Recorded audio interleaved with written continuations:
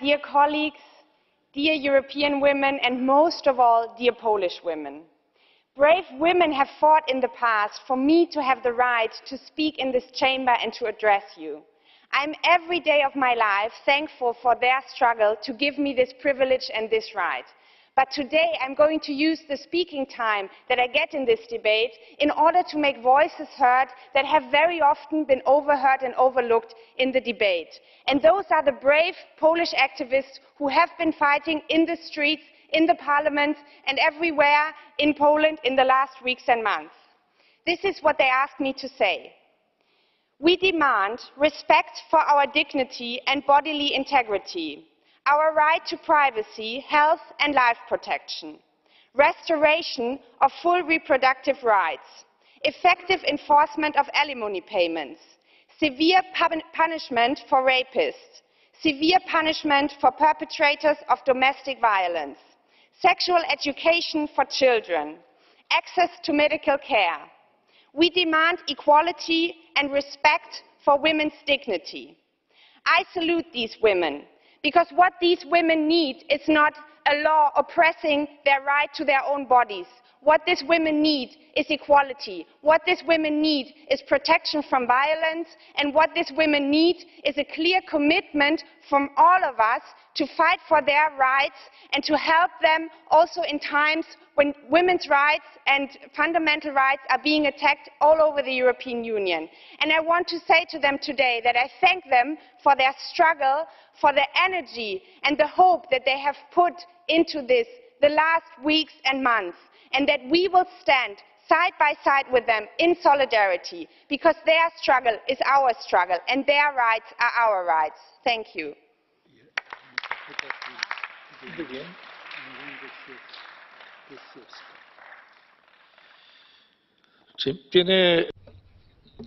There is a blue card from Mrs. Kąciuska. Do you accept it? Go ahead. Pani poseł, czy zdaje sobie pani sprawę, że pretekstem...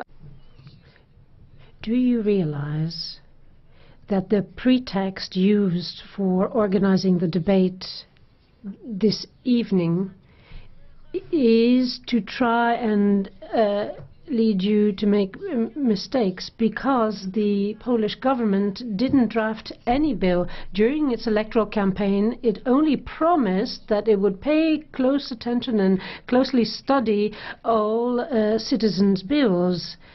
And this bill was submitted by almost 500,000 citizens. The Polish opposition has used it to attack the Polish government, but it wasn't the Polish government that instigated this. I would even go further. The bill was thrown out by the competent committee in the parliament. Ms. Renke. You're speaking to a political scientist here, and what is very obvious is that this proposal has been moved forward to the Commission by a majority of parliamentarians in the Polish parliament. And you cannot now say that you are not taking the accountability for this move, because the parliamentarians in the Polish parliament could have said, we are not voting in favor of that, and we are going to have an open debate, because there was a counter proposal, Save the Women. You could have had an open debate also looking at liberalizing the abortion law that there is in Poland, but you did not. You proposed only to move forward with one of the proposals, and you cannot now tell us that you are not taking the responsibility for that. I'm sorry.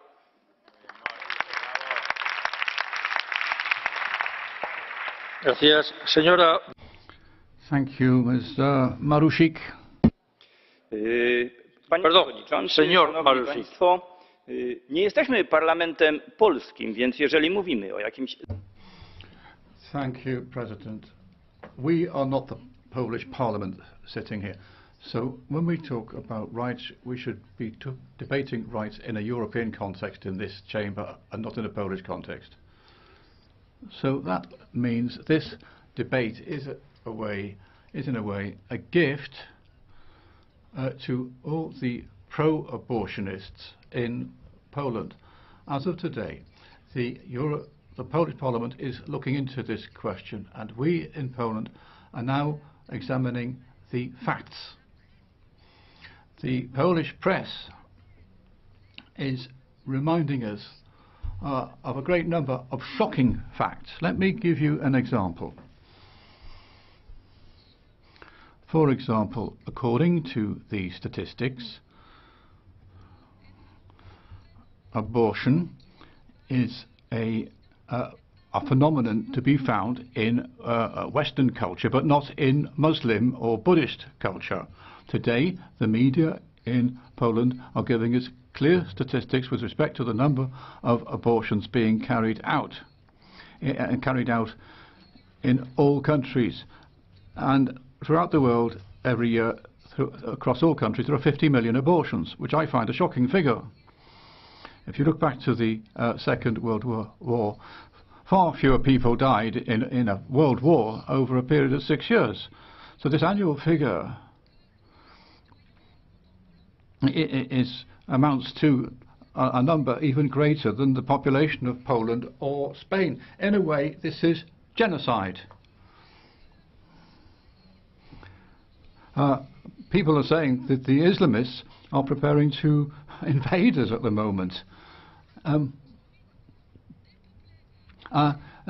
there, we, for our sort, are defying the word of God. God said, go forth and multiply. And we're doing the opposite through abortion. And we're trying to kill our own civilization through things like abortion. Thank you.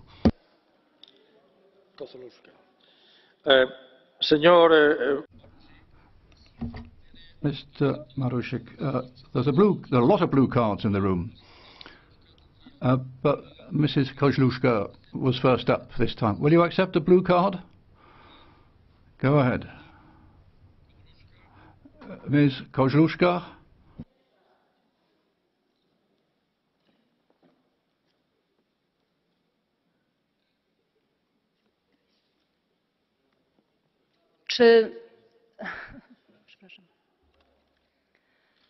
Czy zgodzi się pan z faktem? I have the following question. Do you agree that women's rights are the competence of the European Parliament? Do you agree that women in all member states don't enjoy all these rights? So the protests in Monday in Poland, which we saw on the TV, on social media, these protests prove that the balance which we've achieved in many countries is very fragile and we have to look after it. Że prawa kobiet. I agree that women's rights is a broader question than the Polish context. These rights should be universal, based on a universal ethic. If we undermine women's rights in a given place, most of the time is undermining the rights of a woman or a female fetus which hasn't seen the light of day, because we can kill these fetuses legally and we have to do something about it. Thank you, Mr. Korwin-Mikke.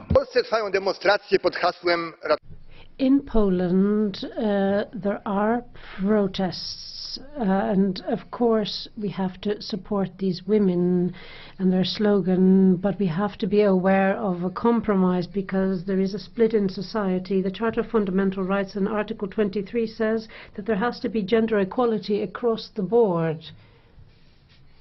And this gender equality doesn't mean that there cannot be positive discrimination. So we could apply the principle of positive discrimination to the unborn fetus. For those fetuses that haven't seen the light of day, they might be women. So maybe we should stop female fetuses from being killed. Maybe that's a way of protecting women. And therefore the young girls that we will be saving will thank us as the blind singer Bocelli thanked his mother. But we mustn't forget about the fact that half of the genetic material comes from the father, so you'd have to get the father's consent to push forward with the abortion. Otherwise, you wouldn't be able to get alimony or maintenance, as you referred to. And since both parents have the same rights after birth, they should have the same rights before the birth, because the baby doesn't belong to the mother, it also belongs to the father. Señor.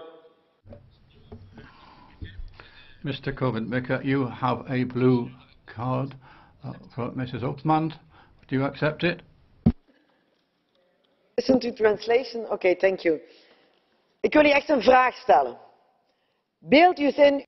I have a question for you. This is for you personally. Imagine you were a woman and you were brutally raped by a man, and then you become pregnant, and then you'd have to give birth to that child, and the child looks like the rapist. Do you think a mother could love such a child? Do you really think a woman would want to do that? I say in such cases women should have the right to be in charge of their own body, and they should deserve protection.